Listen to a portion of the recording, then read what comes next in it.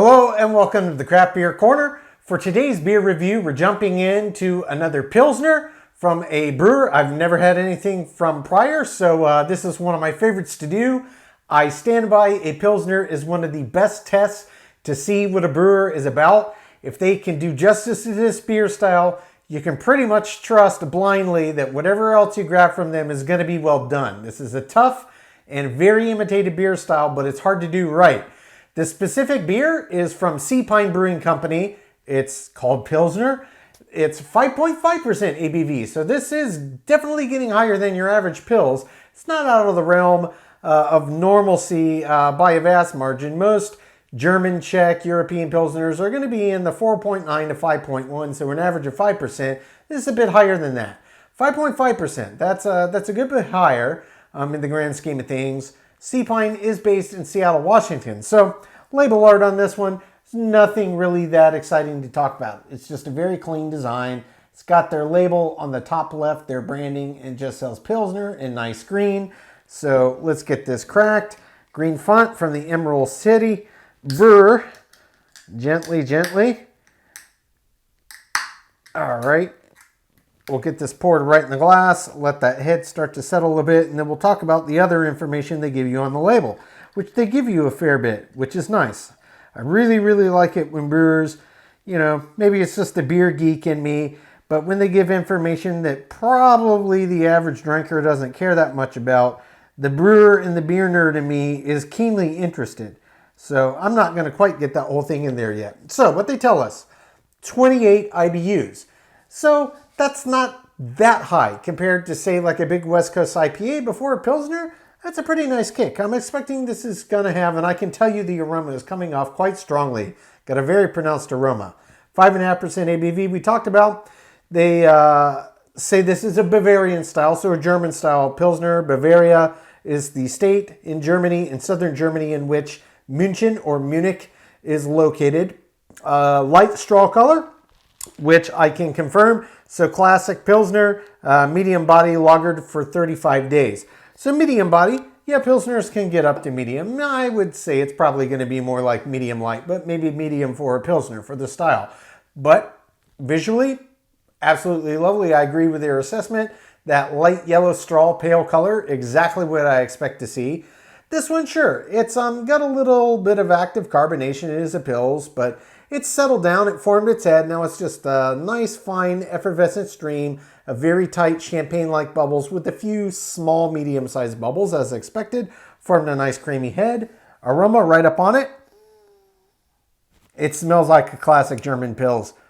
This is another one that really puts me in mind of my favorite of them all. That's Bitburger. It's got that classic underlying kind of baked good aroma to it, mixed with this honey-like sweetness, some kind of fresh, earthy hop aromas coming out of it, and some subtle kind of appley and pear-like quality. So this is, to me, smelling like a classic German or Czech recipe. They're calling it a German style. I have no reason to doubt that. Let's just jump right in and see what it tastes like.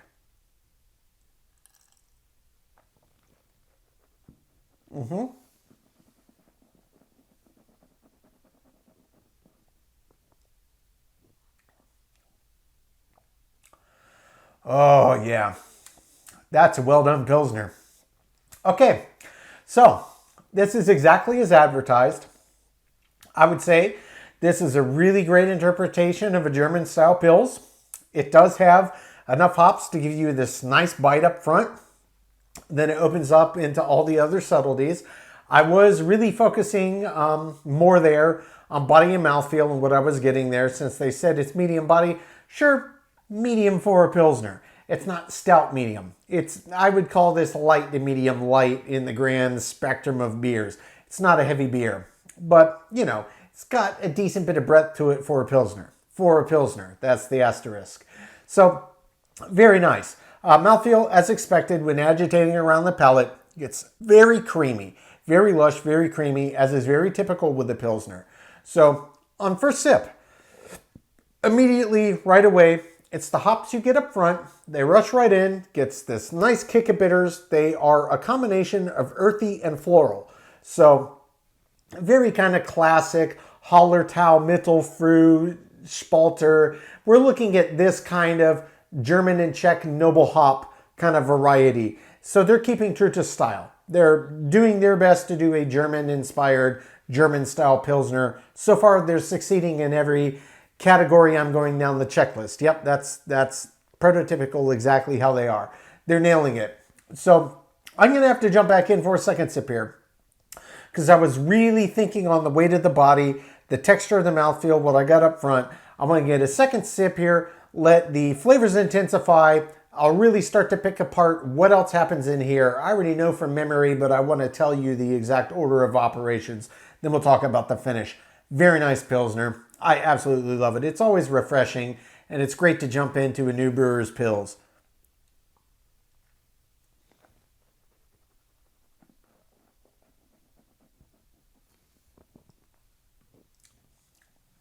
Nice kick of bitters up front. Does have this floral kind of quality up front as well.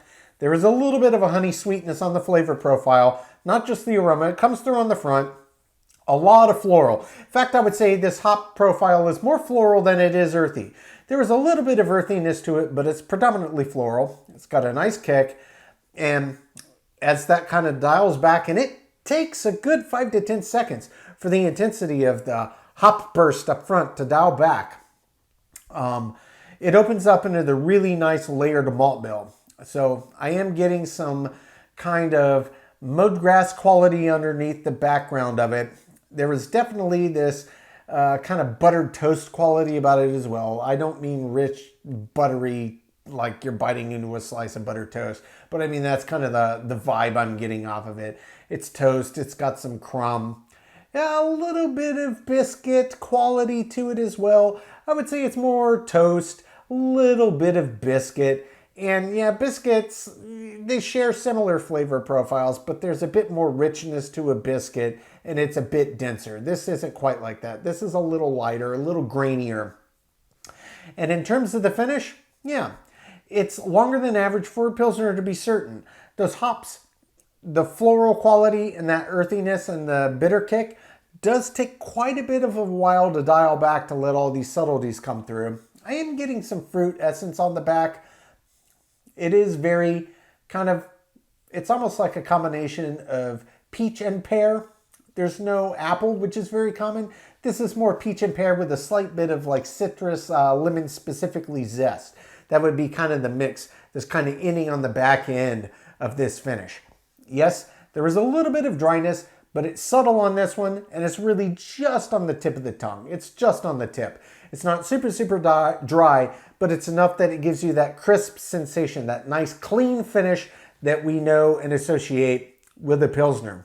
Overall, for my money, this is an exceptionally well done representation of how the Germans would brew a Pilsner. It tastes true to style, it looks true to style, head form true to style, flavor profile is true to style. I think that they are right in claiming that this is a German style done in the traditional Bavarian style of how they would do a Pils. I say job well done. Seapine Brewing Company, absolutely, I'm a fan of this Pils. I'm going to take my time, sip on this, count my scores. When we come back, we'll get this one ranked from top to bottom.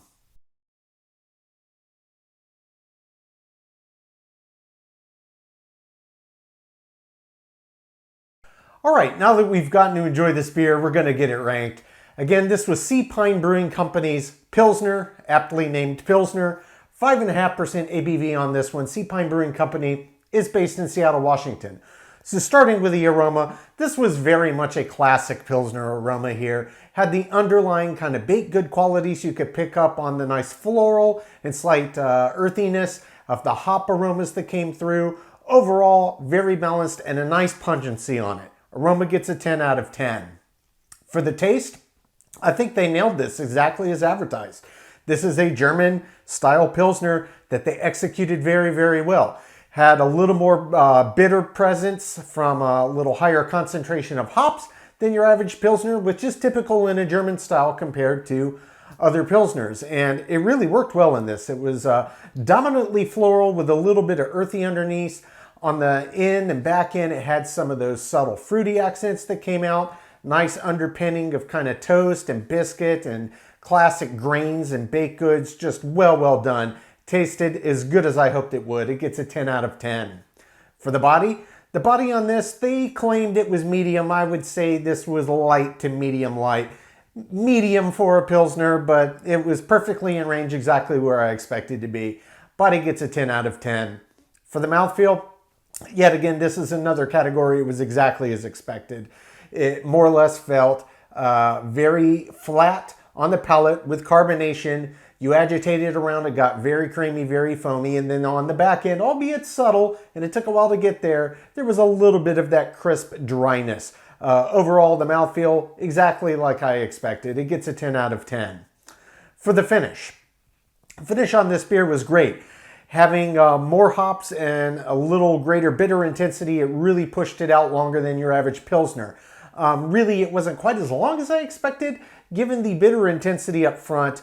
And honestly, for me, a little more crisp on the end. It was there, but it was subtle for the drying effect and kind of crisp, clean finish you expect from a Pils. It took a while to get there, but it didn't last quite as long as expected. Though that said, it was definitely above average. Finish gets an 8 out of 10. For the head and retention, this was textbook Pilsner, nice, rich, creamy, foamy head. Head and retention gets a 10 out of 10. For the appearance, exactly as they advertised on the can, and they nailed it. Yes, straw yellow, pale yellow, that's exactly what we're looking for. It delivered. Appearance gets a 10 out of 10. For the balance on this beer I thought was exceptional. Doing a German-style Pilsner, a little more hop forward, a little more hop-centric, and that was delivered, but it also had that classic Pilsner malt bill, and everything just worked beautifully together. The balance gets a perfect 10 out of 10. Feeling in the intangible subjectively, I'm a big Pilsner fan. This one was done exceptionally well, 10 out of 10. Finally, as an example of the style, well, this got perfect scores in all categories but finish, and that was really nitpicky. Example of the style, I gave a perfect 10 out of 10, which brings the total score on Seapine Brewing Company's Pilsner to a 98 out of 100. Guys, if you're a fan of Pilsners, if you're a fan of German Pilsners, this is one to seek. A little higher than average ABV, never a bad thing, and a nice kick of bitters from the hops up front that you don't get in all Pilsners, but you do typically in German. So I think they built a beer exactly as advertised. Job well done, Seapine. Folks, that's today's review. As always, I do sincerely appreciate you tuning in today. Please don't forget to like, comment, and subscribe. And if you want to stay in the loop on our videos, go live to YouTube. Just turn on the notifications, hit that bell icon. It is right next to the subscribe button. Until next time, keep it beer, keep it craft. We'll see you on the next one. Cheers.